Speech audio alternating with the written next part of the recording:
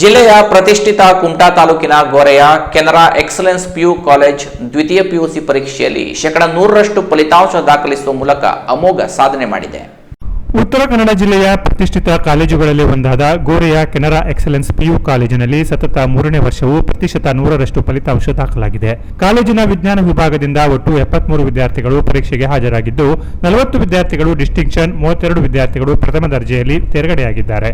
ವಾಣಿಜ್ಯ ವಿಭಾಗದಲ್ಲಿ ಒಟ್ಟು 26 ವಿದ್ಯಾರ್ಥಿಗಳು ಪರೀಕ್ಷೆ ಎದುರಿಸಿದ್ದು 10 ವಿದ್ಯಾರ್ಥಿಗಳು ಡಿಸ್ಟಿಂಕ್ಷನ್ನಲ್ಲಿ, 15 ವಿದ್ಯಾರ್ಥಿಗಳು ಪ್ರಥಮ ದರ್ಜೆಯಲ್ಲಿ ಪಾಸ್ ಆಗಿದ್ದಾರೆ.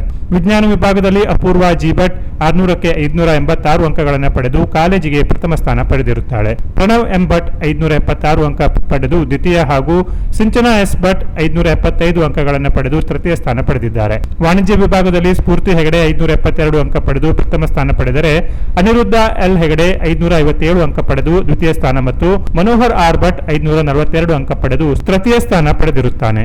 ಗಣಿತಶಾಸ್ತ್ರದಲ್ಲಿ 6, ಸಂಸ್ಕೃತದಲ್ಲಿ 2, ಕನ್ನಡ 1, ಜೀವಶಾಸ್ತ್ರದಲ್ಲಿ 1 ವಿದ್ಯಾರ್ಥಿ 100ಕ್ಕೆ 100 ಅಂಕ ಪಡೆದು ಸಂಸ್ಥೆಗೆ ಕೀರ್ತಿ ತಂದಿರುತ್ತಾರೆ. ವಿದ್ಯಾರ್ಥಿಗಳ ಈ ಸಾಧನೆಗೆ ಸಂಸ್ಥೆಯ ಅಧ್ಯಕ್ಷರಾದ ಡಾಕ್ಟರ್ ಜಿಜಿ ಹೆಗಡೆ, ಆಡಳಿತ ಮಂಡಳಿಯ ವಿಶ್ವಸ್ತರಾದ ಡಿಎನ್ ಭಟ್, ಪ್ರಾಚಾರ್ಯರಾದ ರಾಮ ಭಟ್ ಪಿ, ಉಪನ್ಯಾಸಕ ವೃಂದದವರು ಹಾಗೂ ಬೋಧಕೇತರ ಸಿಬ್ಬಂದಿಗಳು ಅಭಿನಂದಿಸಿದ್ದಾರೆ.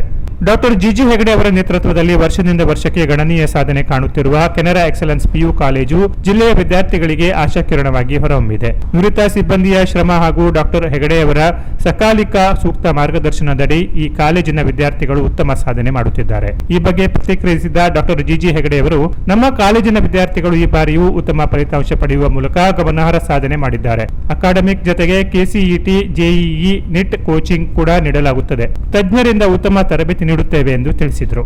Canara press news, Kumta.